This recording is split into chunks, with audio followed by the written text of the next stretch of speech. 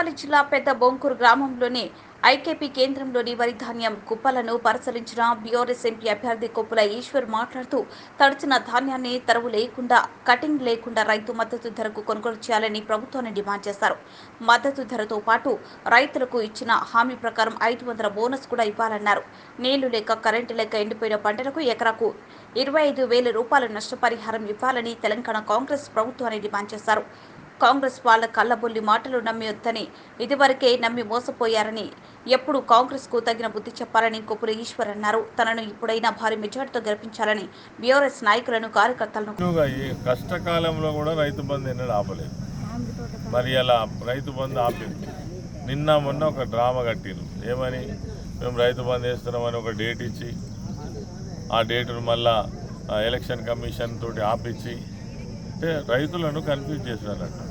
మేము చేసేటోళ్ళమే కానీ ఎవరు ఆపినరు అని చెప్పేసి ఇదంతా కాంగ్రెస్ బీజేపీ కలిసి ఆడుతున్న నాటకం. అదేవిధంగా ఇచ్చిన హామీలలో ఒక్కటైనా నెరవేరుస్తారా అంటే వీళ్ళు ఆశపోతే ఎదురు చూసి ఇక్కడ వారి ధాన్యం పోసి ఈసారి మాకు ఖచ్చితంగా అకాల వర్షం వడగళ్ల వానతోని రైతులు చాలా ఇబ్బంది పడుతూ ఉన్నారు.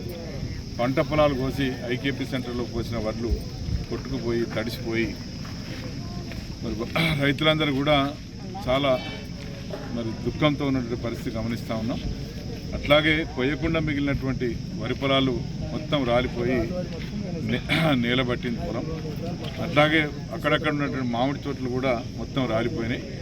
ఇంత తీవ్రంగా నష్టం జరిగినప్పటికీ కూడా మరి ప్రభుత్వం నుంచి ఎటువంటి చలనం లేదు. మరి దీన్ని మరి ప్రభుత్వం గమనించాల్సిన అవసరం ఉంది. మరి కొనుగోలు కేంద్రాల్లో పోసిన వడ్లు కూడా దాదాపు 2 వారాల నుంచి ఇక్కడే మరి కొనుగోలు జరగకుండా వాటిని ఎత్తకుండా వాటిని మిల్లులకు పంపకుండా జాప్యం చేయడం జరుగుతూ ఉంది. ఆ జాప్యం మూలంగానే ఇవాళ కొనుగోలు కేంద్రాల్లో వడ్లని తడిసిపోయి రైతులకు అపార నష్టం జరిగిన విషయం మనం చూస్తూ ఉన్నాం. ఇప్పటికైనా ఈ ప్రభుత్వం గమనించి మరి పొలాలు ఎండిపోయినాయి. ఈ జిల్లాలో ఒక 50,000 ఎకరాలు ఎండిపోయినాయి. ఆ ఎండిపోయినటువంటి రైతులకు ఖచ్చితంగా ఎకరాకి 25,000 రూపాయల చొప్పున నష్టపరిహారం కట్టియాలి.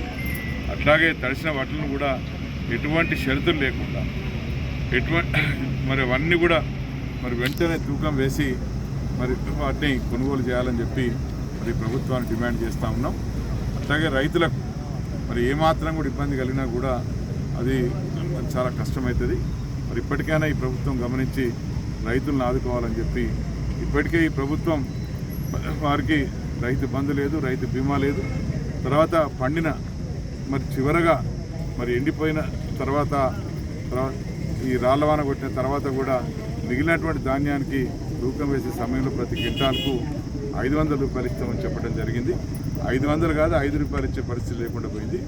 ఇప్పటికైనా ప్రతి క్వింటాల్కు తప్పకుండా 500 బోనస్ ఇవ్వాలని చెప్పి మరి నష్టపరిహారం ఎండిపోయిన పొలాలకు నష్టపరిహారం కట్టించాలని చెప్పి ఎకరాకి 25,000 రూపాయల నష్టపరిహారం చెల్లించాలని, తడిసిన వడ్లను కొనుగోలు చేయాలని చెప్పి ఈ ప్రభుత్వాన్ని మేము డిమాండ్ చేస్తూ ఉన్నాం. తప్పకుండా రైతుల పక్షాన నిలబడి